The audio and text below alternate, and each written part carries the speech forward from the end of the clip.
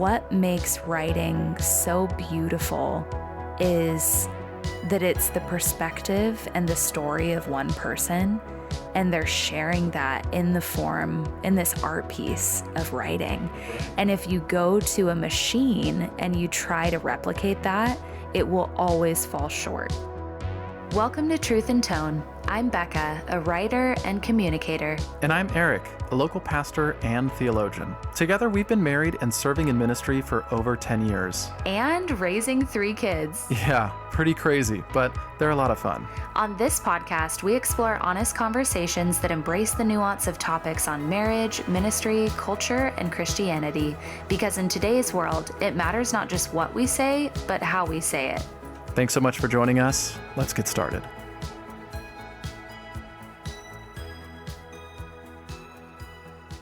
Okay, so today we're talking about a topic that is near and dear to everyone's hearts and probably on a bajillion podcasts, but we've got to comment on it too.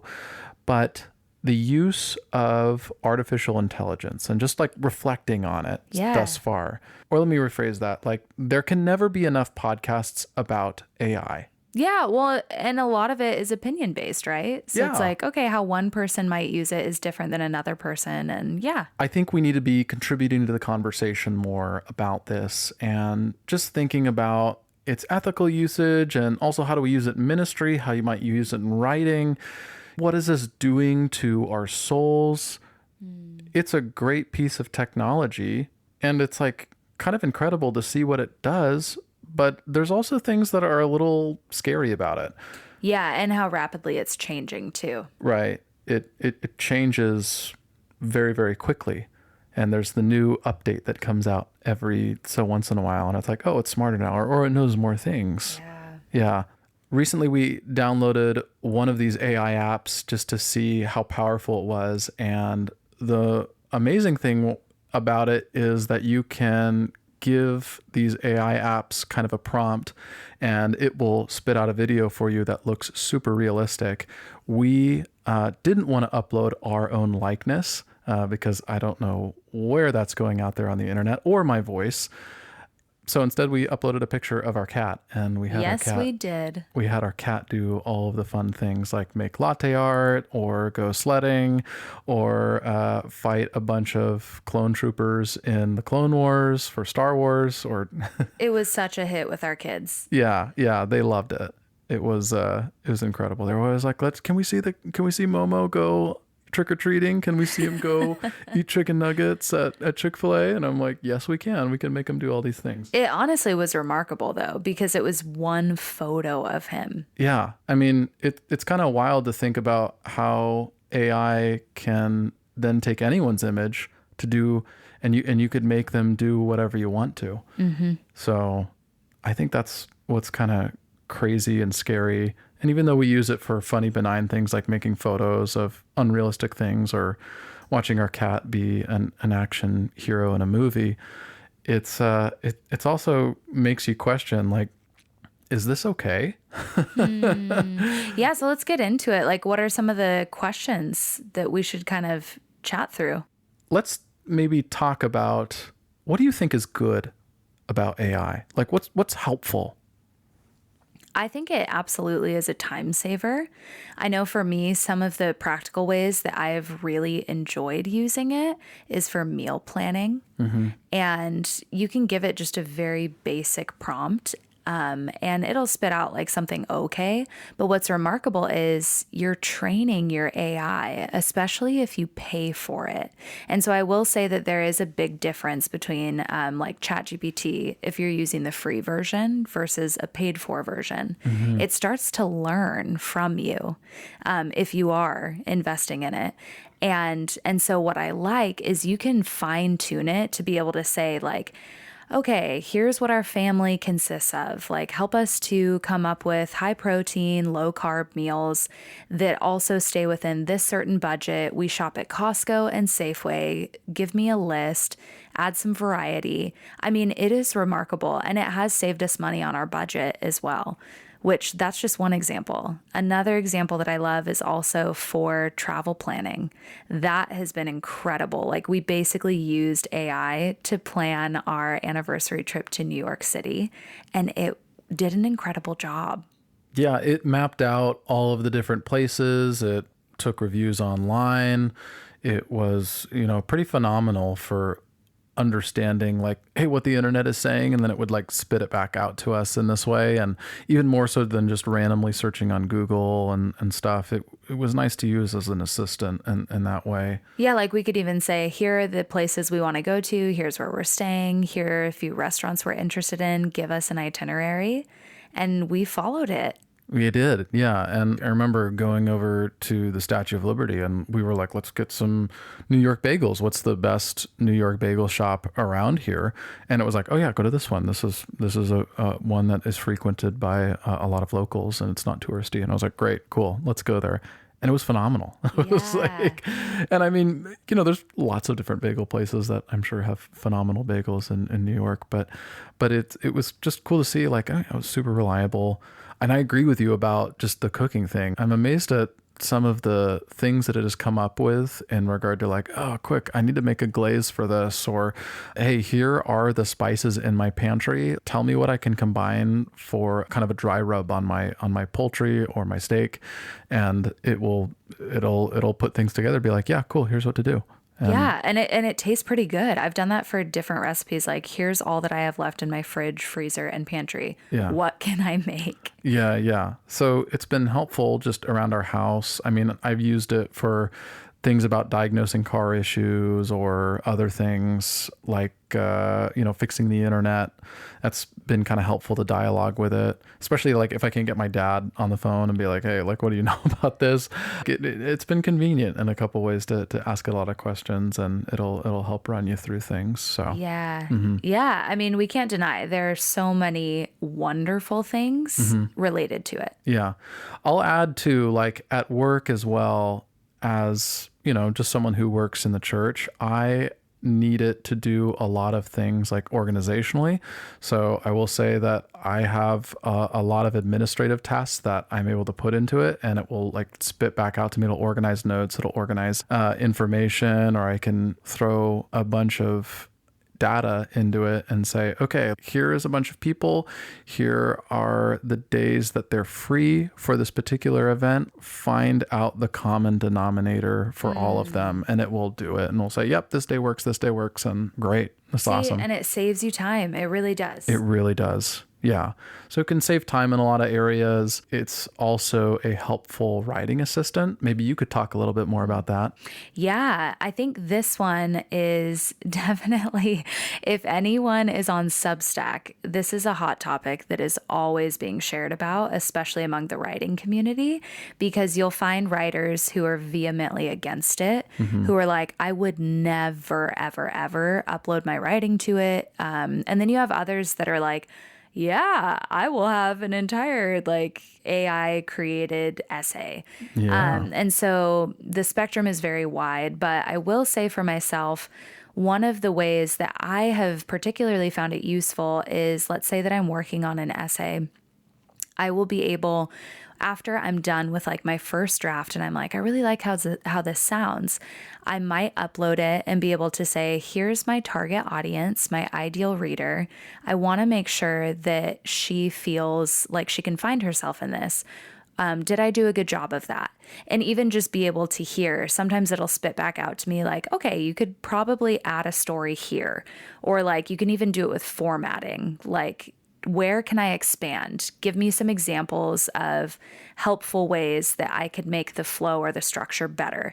And it does a fairly good job. So I do use it in those ways. Now, how I feel uncomfortable and how I wouldn't use it is I would never like upload my writing and basically say just like, use my tone of voice and write an entirely new essay or an entirely new chapter that sounds like me. That is where I'm like, that doesn't feel good. Yeah. And you are not the one producing it yourself either. Yeah. Yeah. I mean, yeah, ChatGPT is interesting to use for like, hey, like, can you do a punctuation check here? Yeah. Or, like I've definitely used it, when I'm writing something and I'm like, oh, I need like a Hebrew word, but I want to take the vowel pointers out. And so I've used it in order to, format things correctly, which has been nice. But I don't feel comfortable myself actually saying, oh, here's this idea. Can you complete this for me in my voice and tone? Or can you do something that I'm kind of missing? I think that's, I don't know. That's one, it's weird that a computer is sounding like me. And then secondly, I feel almost like I'm plagiarizing if I go ahead and say, okay, yeah, here's something that I want you to make. Yes. Yeah. And I think you have to, this kind of is where we enter into the ethical side of the conversation. Right. And we have to start thinking about what is problematic about AI. And I guess we could just start on the surface level. Where do we not feel comfortable using this? Yeah. What are some immediate things that come to mind for you? I think kind of what we were talking about in regard to hey, is this actually me writing or is this the computer writing? I think it's a helpful partner to dialogue with, but also ChatGPT and AI can be wrong sometimes. Yes. Yeah. Tell me about the story about that guy who uploaded a picture to ChatGPT about those berries he found. Oh, yes. Okay. Yeah. This was such a good example. So it was talking about be careful about the accuracy of ChatGPT. And this gentleman was on a hike and he found some berries. And he took a photo of it and uploaded it and said, I found these berries on my hike. I live in this area. Are they safe to consume? ChatGPT came up with, those, here's where the berry comes from. They're definitely safe to eat. And so he ate them. The next message he sent to ChatGPT was, you were wrong. I am currently in the emergency room right now. These were 100% poisonous berries. And ChatGPT's response was, yes, that is correct. These are indeed poisonous. And so I just thought that was so funny because I think when we start to replace our own critical thinking with a machine, that's when it's like, oh goodness, we get ourselves into some hot water. Yeah, we can't have the machine do the thinking for us. And it's there as a tool, we can think alongside of it, but we can't have it be our brain. Yeah, it's incredible that we have technology that we can take photos and it will tell us what it is, but still it's being worked out and it's not perfect and we're still trying to work things through. So I think what's fascinating there is that we have a piece of technology that tells us what we want to hear. Yes. And it's dangerous for us to keep feeding information or just conversing with it sometimes and not being aware that it will spit back out, yeah, this is great, Yes, I read a really compelling article that was talking about the LLMs, language learning models, and how they start to receive their training is when you put a prompt into the AI and it spits something back out at you, it gives you a thumbs up or a thumbs down. And if they receive a thumbs down, it shows them, oh, they didn't like that response. I'm not going to respond like that in the future. More often than not, most humans will give a thumbs up when it's something flattering toward them. Interesting. And so because of that, our AIs are becoming more and more narcissistic and very complimentary. And so you actually have to make a concerted effort to train your AI to not just flatter you and to say things like, hey, I'm going to upload this chapter of my book that I'm working on. I want you to shoot it straight with me and to respond to me like you are a high-level editor, critiquing where I am not making sense and whatever. You have to treat it as such. And I just thought that was really interesting. Yeah. It'll respond based if we give it that prompt, but for the most of the time, it won't. It'll just tell us what we want to hear. We don't want it to tell us otherwise. I think a lot of the times we want it to be like, yeah, you're awesome and it's great and it sounds wonderful. You're so smart. This is a really unique angle that you're taking. Yeah. And we think, oh, this is good. But that's just what the machine is telling you. It's not up for debate in the academy. It's not reviewed by other peers that might disagree with it or might feel differently or might have different perspectives. So it's just a machine that's kind of telling you what you want to hear. And it might be true, but it might also not be true. So yeah, I mean, staying on the same wavelength of what are some of the ethical issues that we can run into, you're reminding me that I used to serve as dean of students at a seminary. Mm-hmm. And we started to have these conversations with professors as AI was becoming bigger and bigger. And there used to be a software called Turnitin that a lot of schools have used, mm-hmm. where you could tell if somebody was plagiarizing. However, AI started to outsmart that software, and people could prompt their AI to say, I have to submit this. It'll be going through Turnitin. Make sure that my essay will go undetected. Fascinating. Isn't that crazy? That's crazy. And so it's like, oh man, the AI is getting smarter and smarter. And so because of that, we now need to work with our students to start at the heart level and teaching them about integrity, which goes all the way back to like when you're a child and you're first learning about how to build and grow in your character.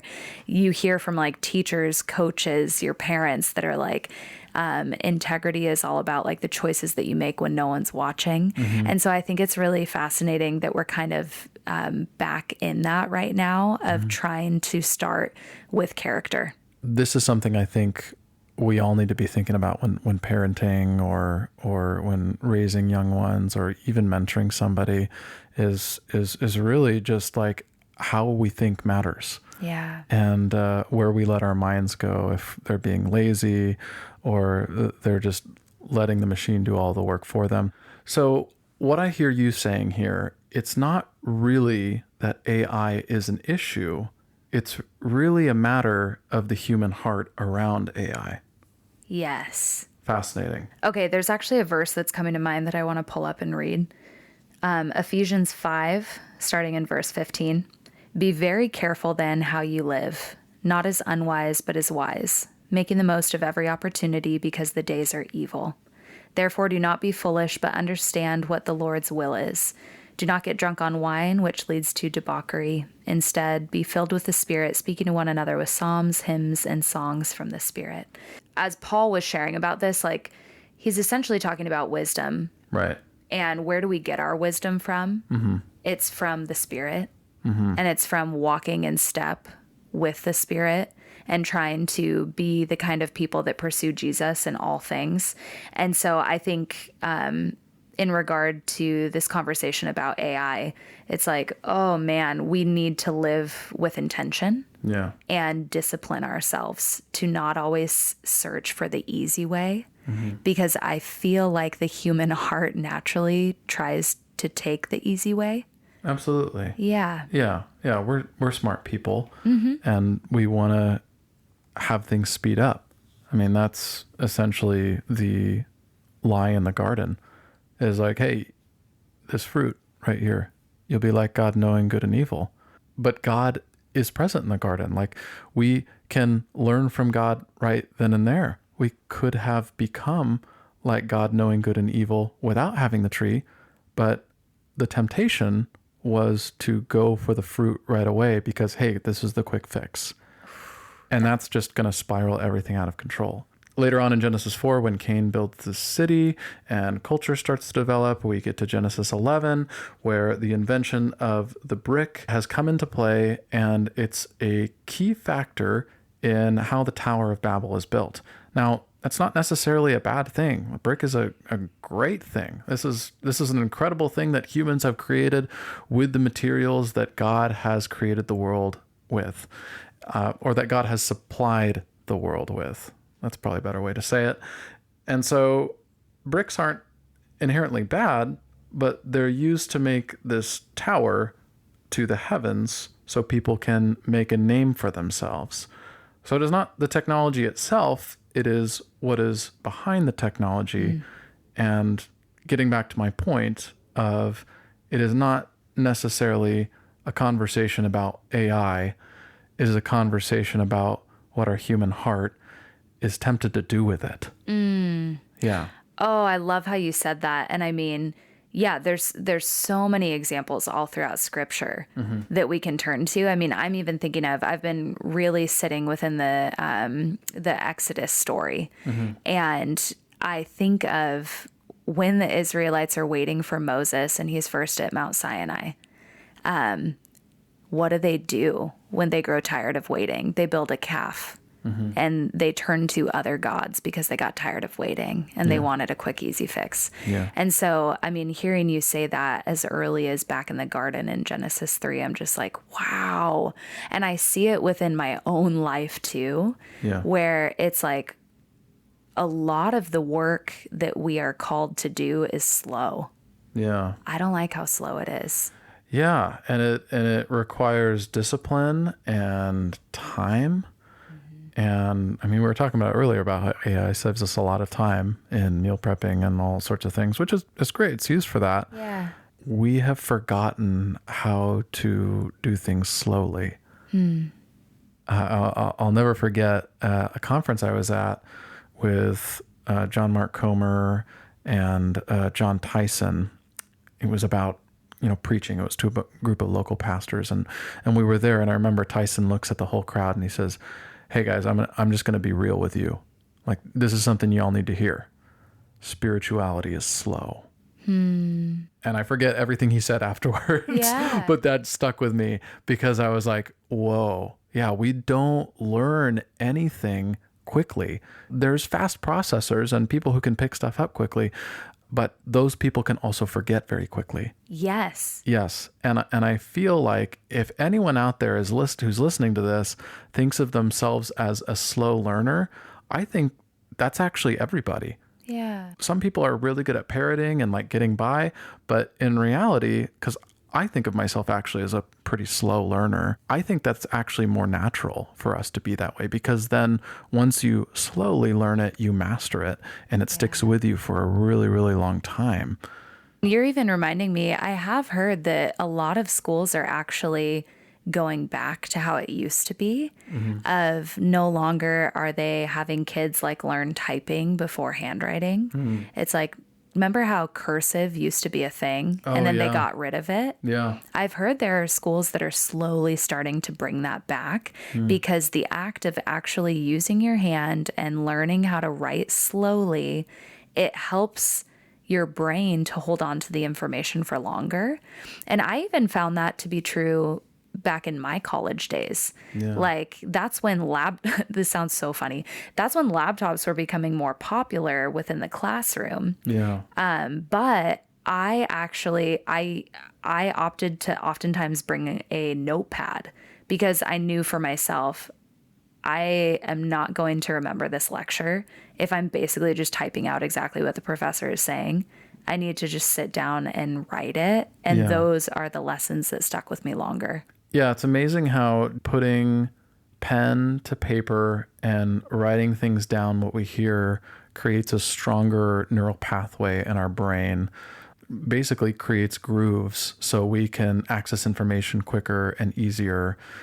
There is something about slowly writing versus just like being really efficient and typing things out. And nowadays you see things advertised where people can take their phones and record things. And then all of a sudden, like, man, the entire professor's lecture is transcribed and then they can put it into notes. But I'm sitting there thinking, this is so useless because like you're just letting the machine do all the work for you. And what are you going to do? Just memorize a couple of pages of what's there so you can get an A on the test? You haven't actually really learned the thing. That is such a good example. Yeah, yeah. So I think that is really interesting. I love digital books. I get a lot of digital books. I read all my fantasy books digitally. If there's resources I need quickly, I'll get them digitally. Dictionaries as well. But man, there is something really, really awesome and nice about having a paperback book that I can draw in and write in and underline stuff, tangibly feel. Yeah, I think there's something there. I do too. And even thinking in regard to parenting, like what a crazy time to be raising children. Oh, yeah. And something that I have become more and more aware of is the whole concept of fact checking. And I find myself being pretty lazy sometimes, where my daughter, like our daughter has entered the question asking phase. Oh gosh. Where it's, I mean, countless questions all day long. And some of them are really great questions that I don't know off the top of my head. And so I'll be so quick to just pull out my phone, open up the ChatGPT app and ask it, talk into it and ask it. But I have realized in certain moments, like, I don't want her to see me do that all the time. I want to be able to instill within our children that it's okay to wonder. It's okay to not know the answer immediately. And it's okay to seek to find the answer together. Because nothing's worse than when you're hanging out with a group of people and you guys are kind of like shooting the breeze and talking and you say something and you're like, what was the name of that actor? Or and you say a name and then somebody is like, oh, let me fact check it. And they immediately correct you. Do you know what I'm talking about? Yeah, it's so annoying. It's so annoying. So it's even like, oh man, okay. Yeah. How do we try to train ourselves, even in our homes, but also with our like community, to not always reach for the easiest answer? Yeah, you think someone's actually being really helpful, like, oh, I'll just get the information right now. There is almost something nice in just waiting. Yeah. And be like, nah, I guess we won't know, or we'll find out later. Mm-hmm. And to almost do it later on, or if you can naturally remember, oh yeah, that was the name of the actor. Oh yeah, that was the name of that artist. It makes for a good memory. Yeah. Or even like a friend to send you a text message after you've been done hanging out. Like, I just remembered I had to text it to you. Yeah. Because those are the points of connection too, that just bring you back together. Yes. Yeah. And sometimes it's not really about trying to get the right answer right away. Yeah. It's just about trying to make connection, because at the end of the day, the fact doesn't really matter. Yeah. Well, and I'm remembering a sermon that you preached not too long ago. I'd love for you to share the example that you gave of a prayer that was written by ChatGPT and kind of like the thesis behind that. Oh yeah, I actually stole this from John Piper. I thought that was pretty crazy. John Piper goes into ChatGPT and, he says, all right, I want you to make me this beautiful prayer in the style of this man's theology, and I want it to be about the Trinity, and I want it to be, less than a minute if I read it.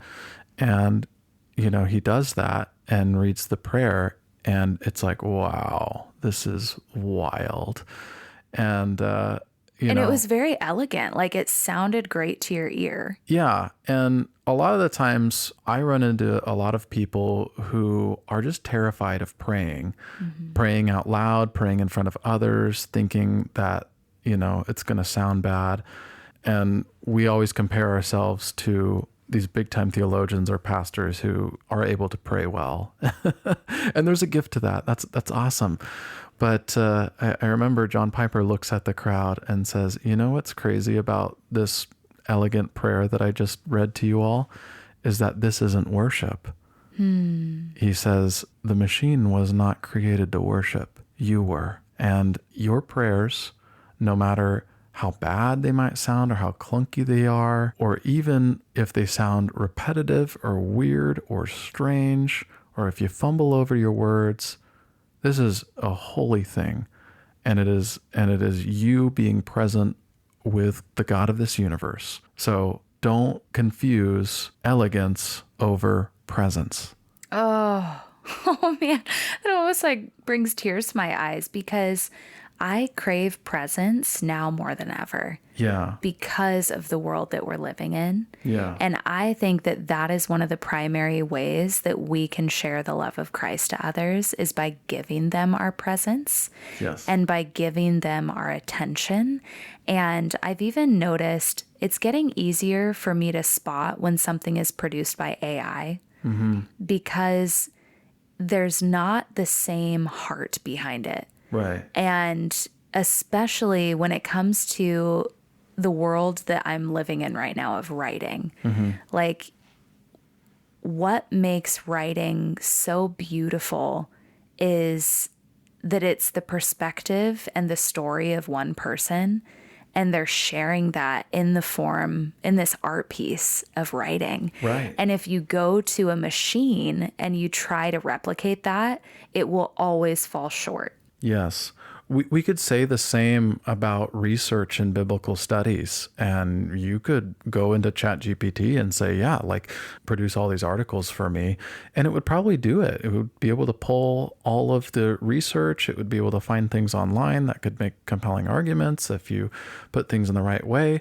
But there's something so grounding about a human who is coming and asking questions of the biblical text and going to do personal research on their own. Like what makes a researcher is not necessarily what they produce, but who they are within the aspect of their own research.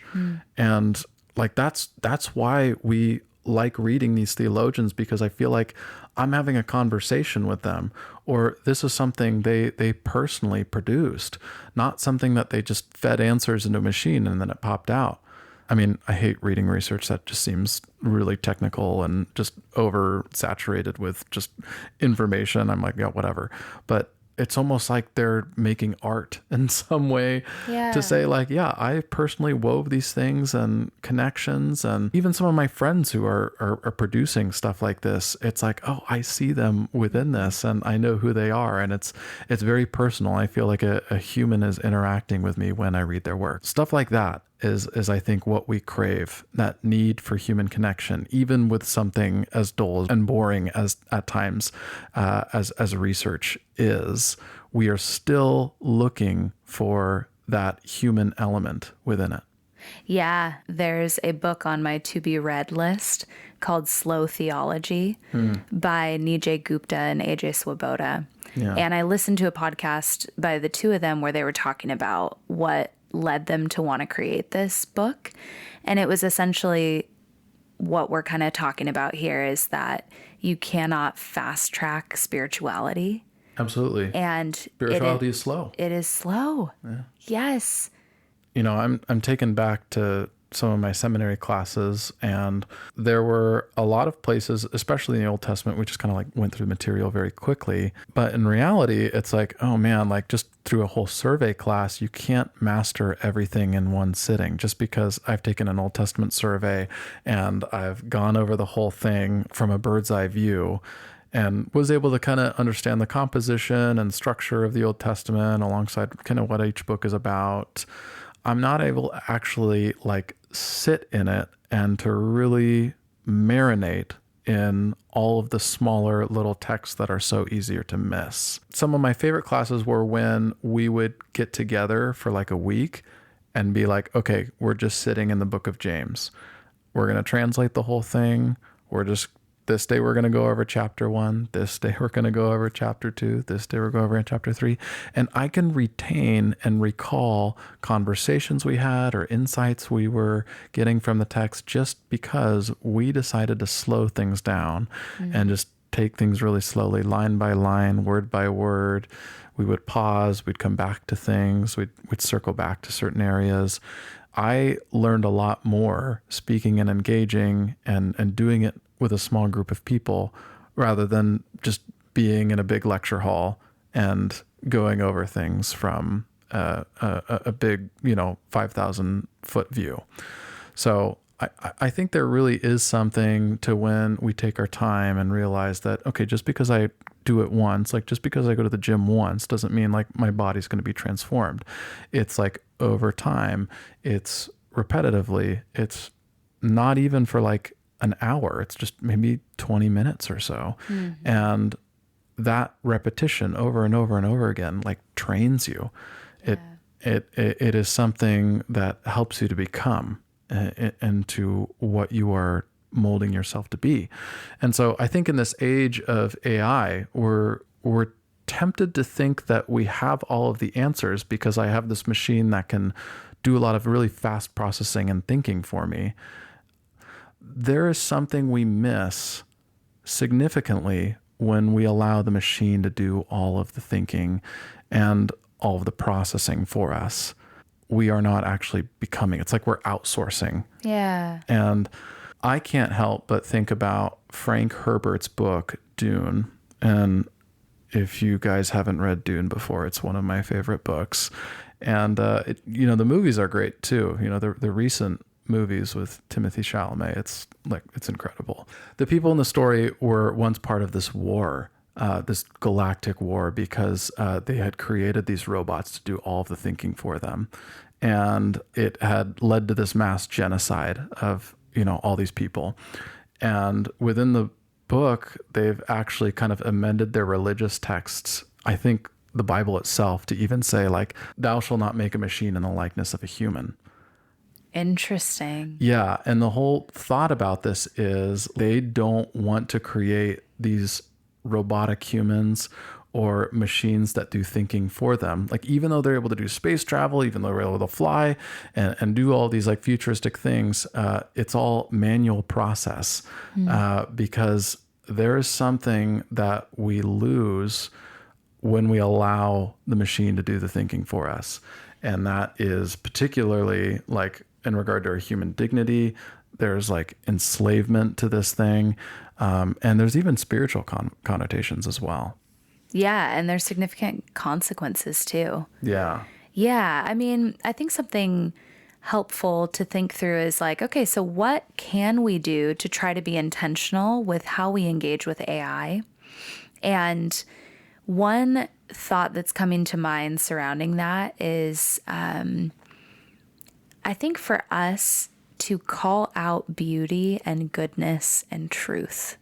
That's a tagline that She Reads Truth uses, where they talk about finding beauty, goodness, and truth. And I love that because I find myself yearning for more of that and I'm seeking it out.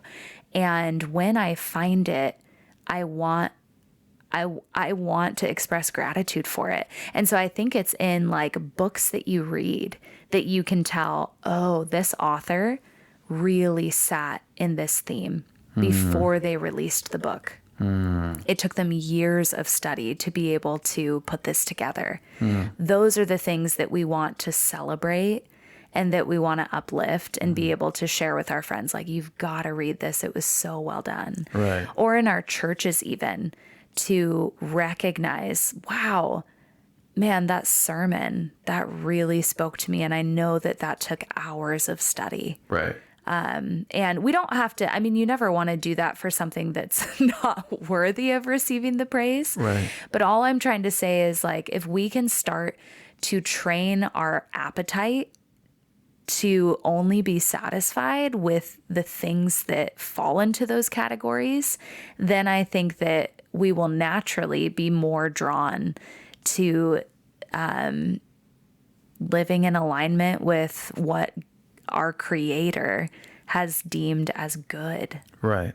There are questions we need to ask when it comes to what spiritual or cognitive abilities might atrophy when we use AI, and almost training our minds and our hearts to respond to the beauty of what God has created humans to do and to make. So yeah, I agree. There's a really helpful article on Christianity Today about AI that just came out. And a question that we can also be asking in regard to our usage of this technology is whose voices are amplified by this technology and whose voices are silenced. Oh, wow. Yeah, yeah. So we should be asking what biases generative AI imbibes as it's trained on the vast corpus of the internet. AI is going to pull from all of these different resources, some that might be true, some that might be good, and some that might be not so great either.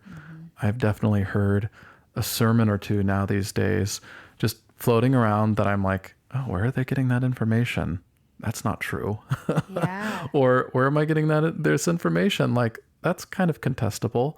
Maybe because we want to make our sermons sound cool or interesting doesn't necessarily mean that, okay, yeah, the information that AI has pulled from the internet, it needs to be evaluated, especially by us. So perhaps a final question we need to ask is, how do we ensure that AI serves us and not the other way around? I think I'm drawn to the Bible verse that we read earlier from Ephesians 5. Be careful then how you live, not as unwise, but as wise. And I think just approaching it with the utmost integrity and intentionality in the why behind why we're using it. So when we go to it and we, there's obviously going to be areas in our life where it's like, can I save time doing this? Wonderful. That's a gift. That's a wonderful thing, Yes. especially for us with really young kids right now. It's like, if we can save time doing things that would be nice to outsource, like meal planning or coming up with a cool workout routine that could fit within the margin of our days or Seriously. whatever. Yeah. Those things are great. But if the why ends up being because I'm feeling uncomfortable with the process behind this, or because I want it to be faster and it's taking longer than I'd like, I think we need to recognize that and be willing to take a step away. Because I will be honest, and especially when it comes to the work of writing is painfully slow. Yeah. And there is a temptation to outsource it, to be able to say, hey, here's my entire manuscript, make it better. Yeah. Yeah. Keep my tone of voice, but make it better. Yeah. And that's a real thing. Like, there's that voice in the back of your head that's kind of like, oh gosh, no one will know. Yeah. I can help. We can make this faster, Yeah. less painful. Yeah. And it's tempting. It is. And so I have to check myself when it comes to things like that. Yeah. And yeah, so those are kind of the main things that are coming to mind. But what would you say to that? I even have an issue like asking it for sermon illustrations, because if it's not me that can truly describe it, then I feel like I'm reading another example. Like I haven't owned what that thing is. Yes. You know, I could ask it for certain things in regard to like, oh yeah, look up this Greek word or whatever. And, you know, maybe that would be helpful. I usually try to evaluate everything. I feel like if it is doing portions of the writing or preparation for me, I feel like I can't faithfully speak about it well. Mm-hmm. Or I feel like I'm reading someone else's writing. Yeah. Like what you hear from stage is things that I have come from me, things that have come from me by the Holy Spirit. Mm-hmm. and I want it to feel like I am reading my own writing and saying what I have said and not necessarily what a machine has produced. Yeah. So I really think that there is something to it in regard to, am I letting this thing kind of cut corners for me? There's another pastor I really admire. His name is Glenn Packiam, and he lives down in Los Angeles. He pastors Rock Harbor Church, but I saw that he made a post the other day talking about this phenomenon of don't confuse popularity for credibility. And say that again. I know, right? And I think a lot of the times that we can use technology, whether that be social media or AI or whatever that is, to gain a lot of followers, and then we can produce content really, really, really quickly and easily due to all of the technological advancements we have today, in order to get a number, in order to score sponsorships, in order to like have a platform.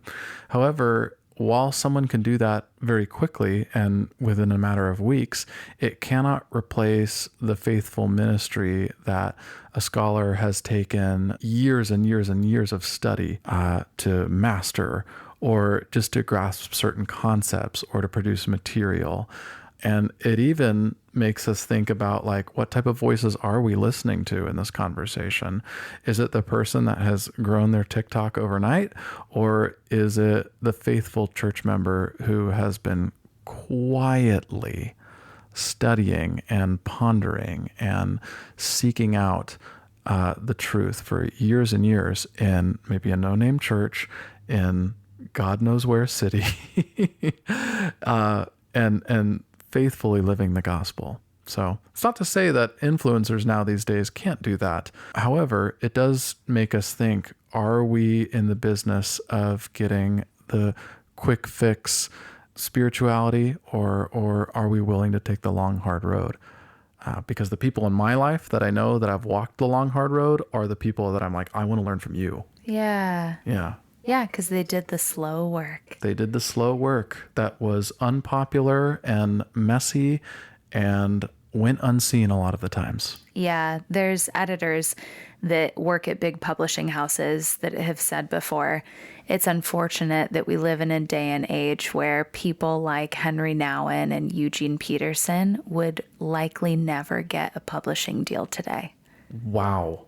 And I'm like, you know what? We need to say that louder for the people in the back because that is so true. Everything is about platform nowadays and whose voice is the loudest, who can accumulate the highest number of followers, then your voice will matter.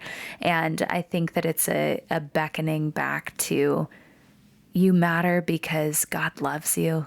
Plain and simple. Yes. That's all that's needed.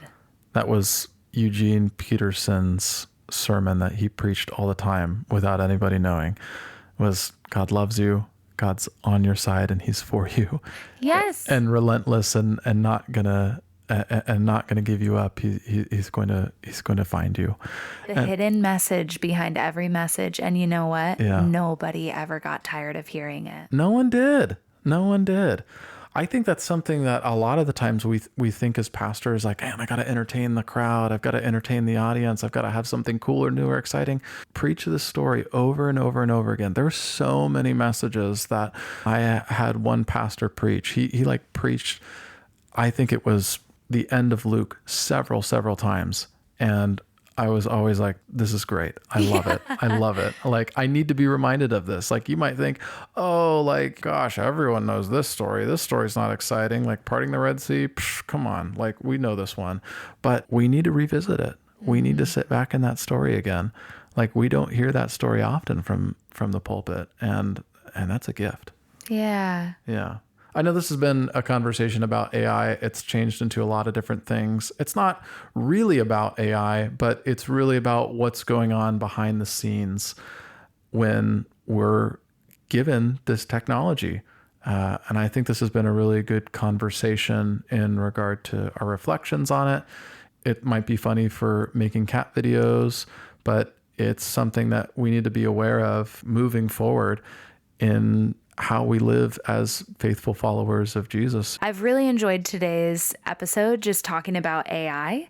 And I know that we've kind of gone all over the place in all of these different topics, but I think the reason why is because it's layered. Yeah. AI is not evil. It's also not good. It just is. But how we engage with it as humans, we are the ones who get to determine what is good and what is bad and how to approach it with integrity and with good character, and always wanting to keep in mind that we represent Jesus. Yeah.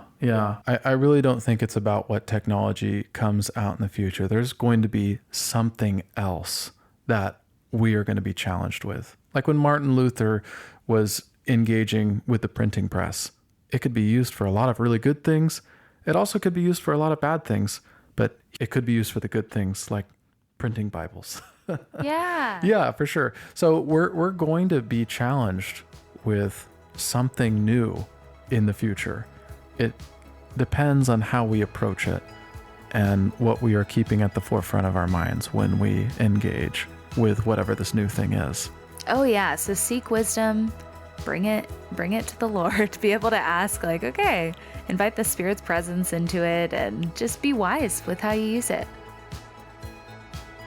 Thanks for joining us for today's conversation. The music you're listening to is Friends Don't Lie by the Alphabet Zero. Make sure to subscribe to the show so you don't miss what's ahead. And if today's conversation encouraged you, we'd be incredibly grateful if you'd leave a review. Until next time, keep walking faithfully.